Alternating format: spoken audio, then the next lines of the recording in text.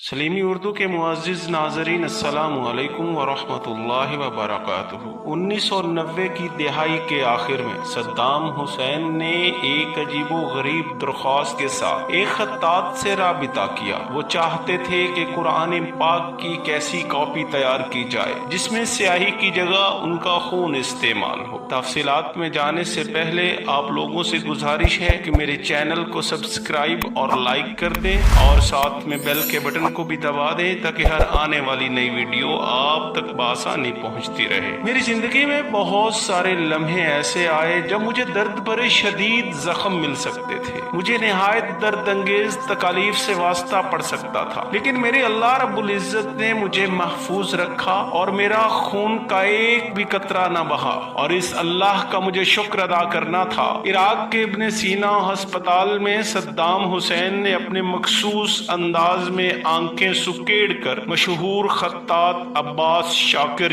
जोधे से ये अल्फाज कहे थे। ये 1997 की बात है जब साबिका इराकी सदर सद्दाम हुसैन ने अपनी सालगिरह पर शुक्राने के तौर पर अपने खून से कुरान पाक लिखने का फैसला किया और सन 2000 में बीबीसी के एक खबर के मुताबिक इस कुरान पाक को इराकी स्टेट मीडिया के एक लेटर के मुताबिक पाए तकमील तक पहुंचने की नवीद दी, जिसकी सऊदी अरब और यूएई ने सख्त मजम्मत की और इसे गैर शरई कहा। सुन्नी उलमाए किराम ने भी इसे गैर शरई कहा। खूब फवेला मचा, लेकिन सद्दाम हुसैन ने किसी की ना सुनी। ये नुस्खा अब्बास शाकिर जोधे मशहूर इस्लामी कैलीग्राफर है, उसने लिखा था, जो आजकल वर्जीनिया अमेरिका में रहता है। इसके मुताबिक इसकी मुलाकात सद्दाम हुसैन से इराक के इब्ने सीना हॉस्पिटल में हुई थी, जहां इसके बेटे का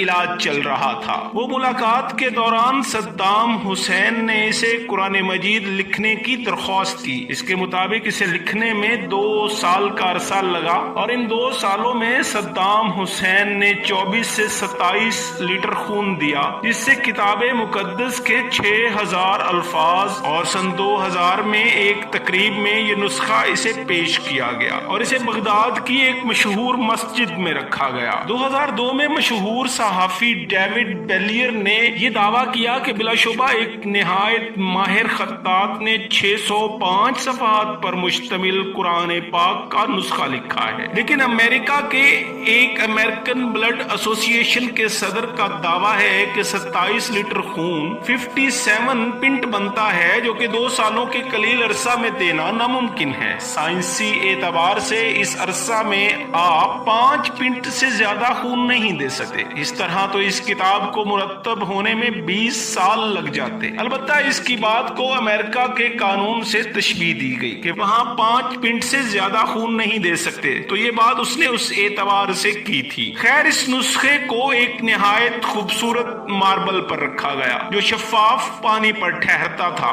और मस्जिद के इस खास हिस्से में सिर्फ मखसूस मेहमानों को ये कुरान मजीद देखना नसीब होता था। मशहूर सहाफी पॉल कफ का दावा है कि इसने ये नुस्खा देखा है और बिलाशुबा खून से लिखा गया है, और अगर खून की बजाय ये नुस्खा जाफरानी स्याही से लिखा जाता तो ये दुनिया का बेहतरीन कैलीग्राफी का शाहकार होता। सद्दाम हुसैन की हुकूमत के खात्मे के बाद मस्जिद इंतजामिया ने इस नुस्खे को मस्जिद के निहायत महफूज तहखाने में रखा, जिसके 3 अलग आहनी दीवारें हैं और दरवाजे हैं, और हर दरवाजे की अलग चाबी है और हर चाबी अलग इदारे या अफसर के पास है। सद्दाम के जवाल के बाद इसके मुजस्मे तो गिराए गए, इसकी तमाम यादाश्तें मिटाई गई, लेकिन हुकूमत को ये शदीद परेशानी थी कि आखिर इस नुस्खे का क्या किया जाए। मशहूर सुन्नी आलिम दीन अहमद के मुताबिक कुरान पाक का खून से लिखना हराम है, लेकिन है तो ये कुरान मजीद और कुरान जैसे अजीम मुकद्दस किताब का नाउज़ बिल्लाह जाया करना बजाते खुद गुनाह कबीरा है। शेख साहिब के मुताबिक फिलहाल ये नुस्खा इसी मस्जिद में मौजूद है और मजबूत और पाक तहखानों में महफूज भी है। इसकी एक चाबी इसके पास है और दूसरे शहर के पुलिस चीफ के पास, और तीसरी चाबी बगदाद से बाहर एक पुलिस चीफ के पास। इनके मुताबिक बिलाशुबा आलमी पंडितों ने इस नुस्खे का हदिया कई हजार मिलियन डॉलर की पेशीन गोई की है। हो सकता है कि मुस्तकबिल میں عراقی حکومت اسے عراقی میوزیم میں رکھ دے۔ البتہ ابھی اس نسخے کے بارے میں کوئی فیصلہ نہیں ہوا۔ امریکہ میں کیلیفورنیا کے نیول گریجویٹ اسکول میں سیاسی حکمت عملی کے پروفیسر سمیول ہیلفونڈ کا کہنا ہے کہ صدام حسین کو اس پر بہت فخر تھا۔ انہوں نے اس قرآن پاک کے ساتھ بہت سی تصاویر بھی بنوائی تھیں۔ اس قرآن مجید کی تقریب رونمائی کو عراقی اور بین الاقوامی میڈیا نے کور کیا تھا۔ 25 ستمبر 2000 کی رپورٹس کے مطابق صدام حسین نے قرآن پاک کا یہ نسخہ اس لیے بنوایا تھا تاکہ اللہ تعالیٰ انہیں ان کے سیاسی سفر میں سازشوں اور خطرات سے محفوظ رکھے۔ آپ لوگوں کے وقت دینے کا بہت شکریہ۔ جزاک اللہ۔